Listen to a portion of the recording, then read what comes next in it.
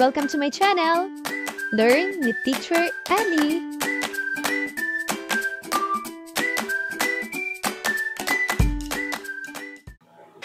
Araling Panlipunan 8, Matatag, Quarter 1, Week 1. At ang ating tatalakayin ay tungkol sa heograpiya ng Asya at daigdig.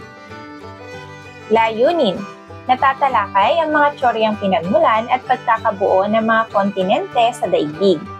Naipaliliwanag ang kahalagahan ng mga anyong lupa at anyong tubig sa pamumuhay ng mga tao. Nakagagawa ng video na nagpapakita ng pamamaraan ng pag-iingat sa mga anyong lupa at tubig. Nasusuri ang implikasyon ng 5 tema ng heograpiya sa pang-araw-araw na pamumuhay ng mga tao. Ngayon ay magbalik-aral muna tayo. Tukuyin ang mga kontinente sa daigdig kung saan makikita ang mga kilalang landmark na ipinapakita sa bawat larawan.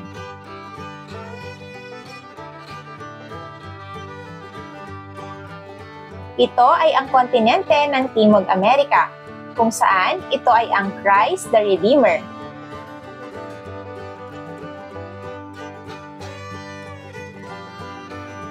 Ito naman ay ang kontinente ng Asya, kung saan ito ay ang Great Wall of China.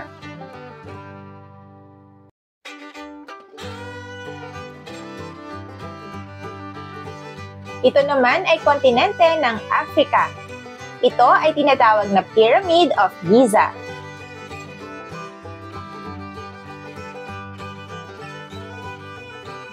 Ito naman ay sa Europa. Ang tawag dito ay Eiffel Tower.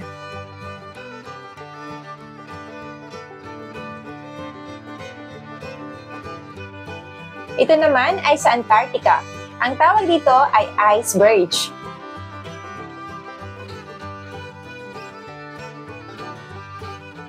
Ang larawan namang ito ay matatagpuan sa kontinente ng Australia, kung saan ang tawag dito ay Sydney Opera House.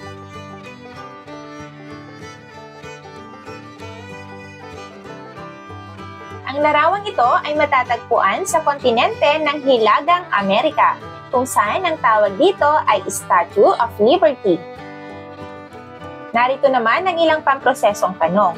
Una, ano-ano ang mga nakitang landmark sa bawat larawan? Pangalawa, saang kontinente ito makikita? Mahalaga ba ang mga landmark na ito sa bawat kontinente at sa mga bansa kung saan ito makikita? Ang 7 kontinente ay ang Asya, Africa, North America, South America, Antarctica, Europe at Australia.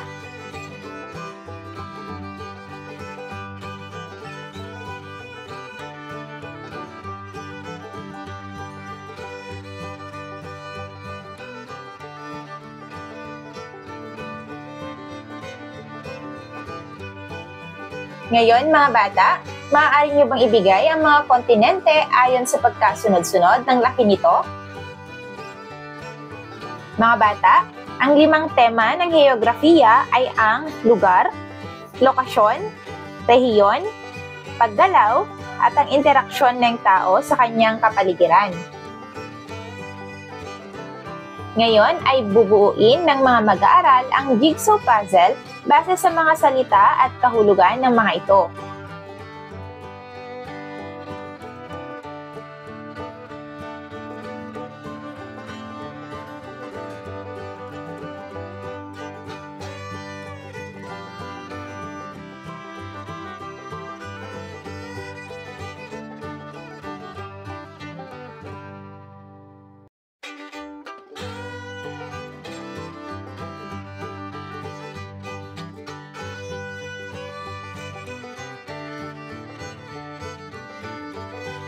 Ngayon naman ay magbigay ng mga kaisipang may uugnay sa mga salitang nasa ibaba.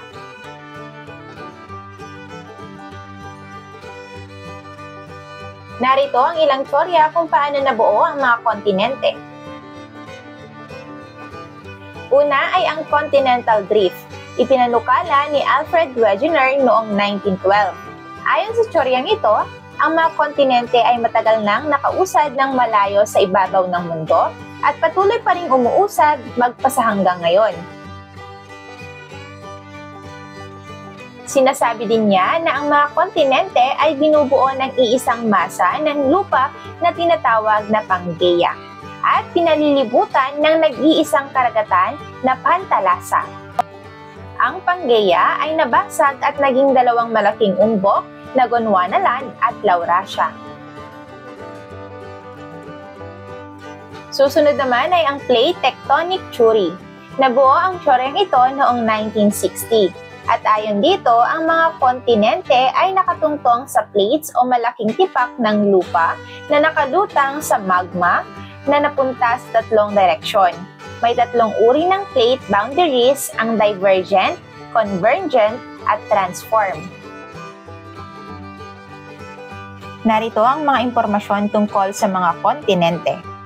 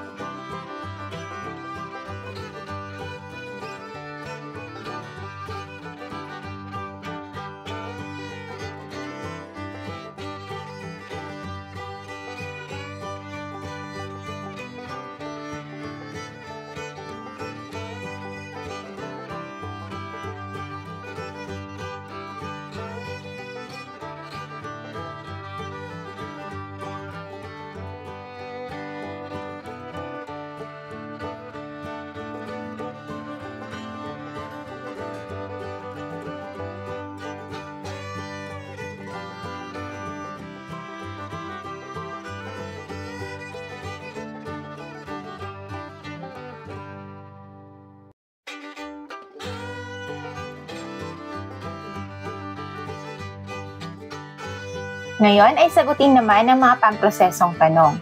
Una, paano nabuo ang mga kontinente sa daigdig?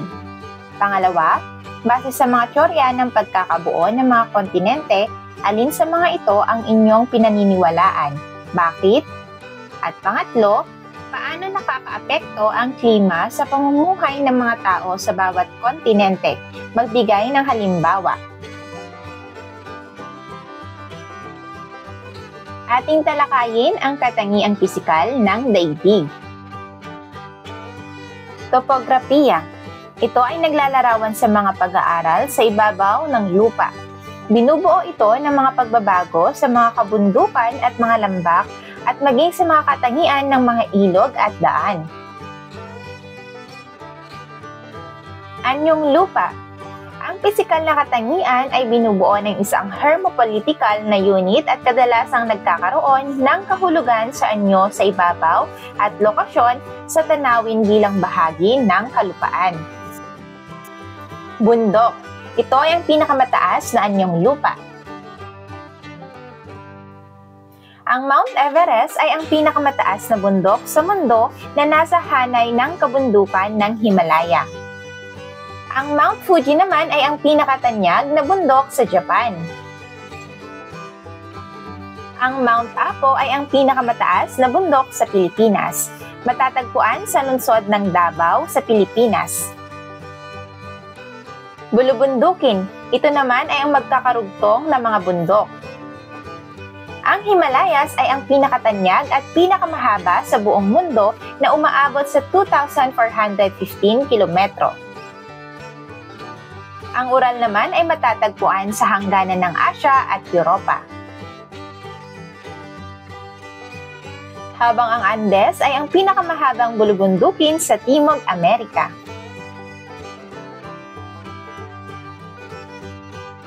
Burol. Ito naman ay mataas na anyong lupa ngunit mas mababa kaysa sa bundok. Isang halimbawa rito ay ang Chocolate Hills, kung saan tanyag na burol sa Pilipinas na makikita sa Bohol. Bulkan. Ito naman ay may butas o bunganga sa tuktok, bumubuga ng mainit na putik. Isang halimbawa rito ay ang Mayon, kung saan matatagpuan sa probinsya ng Albay sa Pilipinas. Taal. Ito ang pinakamaliit na bulkan sa buong mundo. Makikita sa probinsya ng Batangas sa Pilipinas. Kapatagan. Ito ay malawak, pantay na anyong lupa. Kapatagan ng Indus-Ganges. Matatagpuan ang malaking kapatagan ng Indus-Ganges sa hilaga ng India.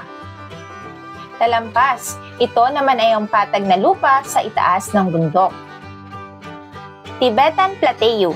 Ang Tibet ang pinakamalaking talampas sa daigdig.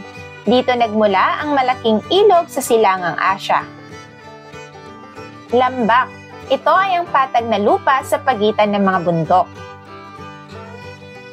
Ilang halimbawa rito ay ang lambak ng ilog Huanghu, Yangtze, at Amur sa China. Isla. Ito ay anyong lupa na napapaligiran ng tubig.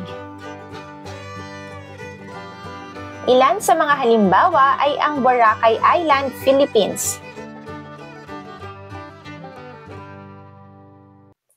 Maldives at Santorini, Greece. Anyong tubig. Ang kahit anumang makahulugang pag-ipon ng tubig, kadalasang tinatakpan ang daigdig. Isa sa mga halimbawa ng anyong tubig ay ang karagatan. Ito ay pinakamalawak at pinakamalalim na anyong tubig. Maalat ang tubig dito. Isang halimbawa ng karagatan ay ang Pacific Ocean. Ito ang pinakamalawak na karagatan sa buong daigdig. Dagat. Ito ay maliit na bahagi ng karagatan. Maalat din ang tubig dito.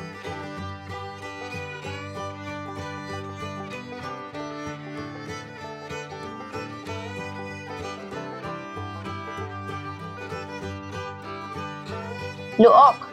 Ito ay isang bahagi ng dagat na malapit sa kalupaan. Halimbawa ay ang lokal ng Bengal.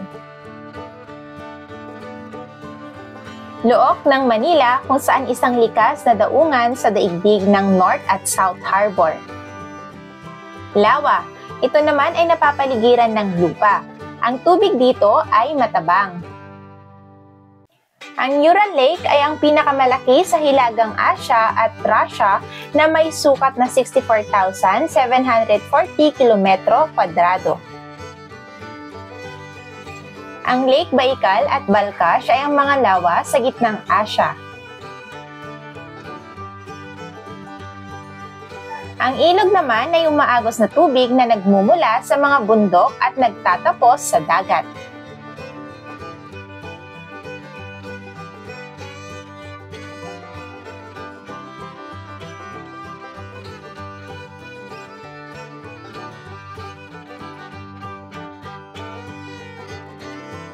Talon. Ito naman ay ang tubig na bumabagsak mula sa bundok.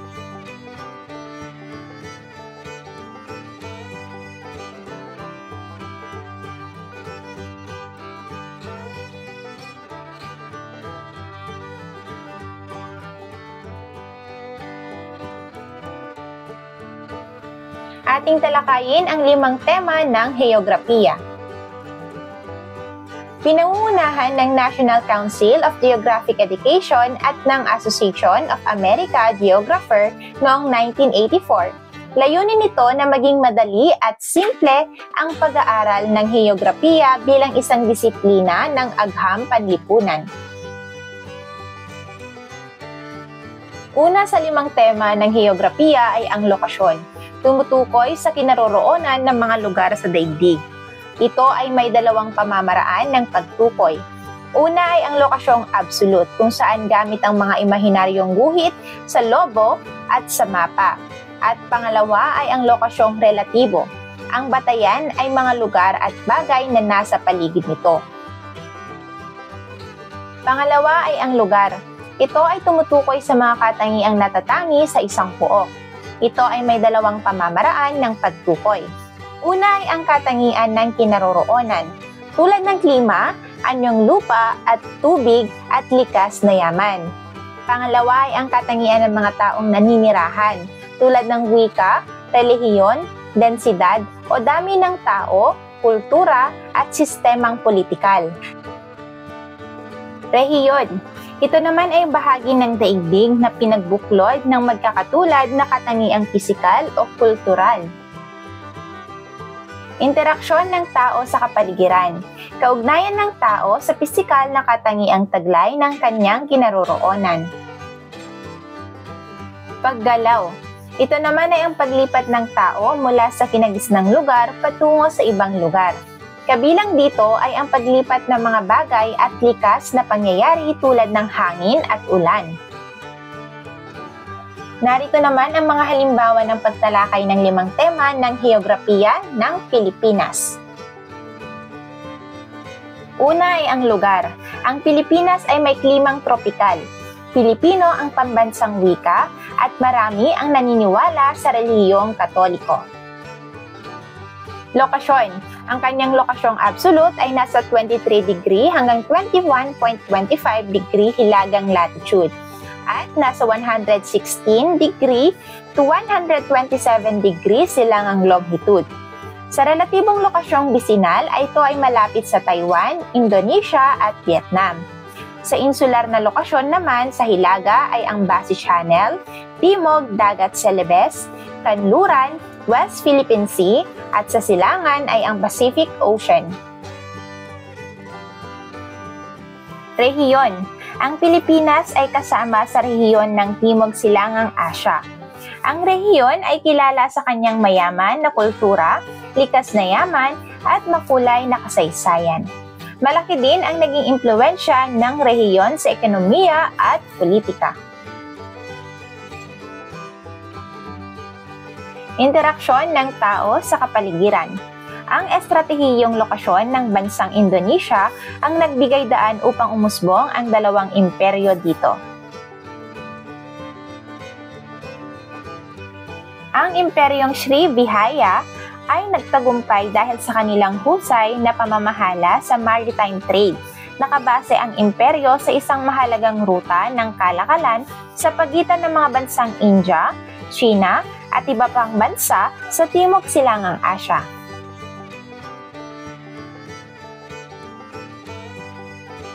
Ang imperyong Majapahit ay nagdulot ng malalim na impluwensya sa kultura, relihiyon at lipunan ng Timog Silangang Asya at nakilala rin sa kanyang military campaign. Paggalaw.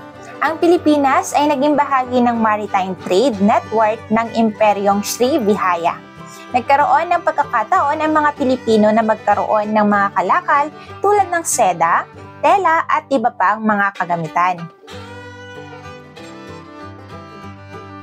Ang pagkikipagkalakalan ng mga Pilipino ay nagbukas upang magkaroon ng cultural exchange at pagbabago sa ekonomiya at lipunan. Narito naman ang isang pangkatang gawain. Pipili ng isang bansa na bibigyan pansin ng inyong pangkat. Suriin ang kalagayang heograpiko ng napiling bansa gaya ng mga konkretong halimbawa na naaayon sa 5 tema ng heograpiya. At maaaring gumamit ng iba't ibang klase ng chart upang ipakita ito. Ngayon ay gumawa naman ng journal entry para sa kahalagahan at implikasyon ng pag-aaral ng heograpiya sa pamumuhay ng tao. Kayo rin ay magbigay ng mga halimbawa. Ang journal entry ay dapat na hindi bababa sa 5 pangungusap.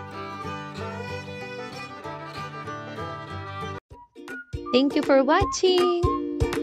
Also, don't forget to like, share, subscribe, and click the notification bell for you to be updated on our latest videos. See you on our next lesson. Goodbye!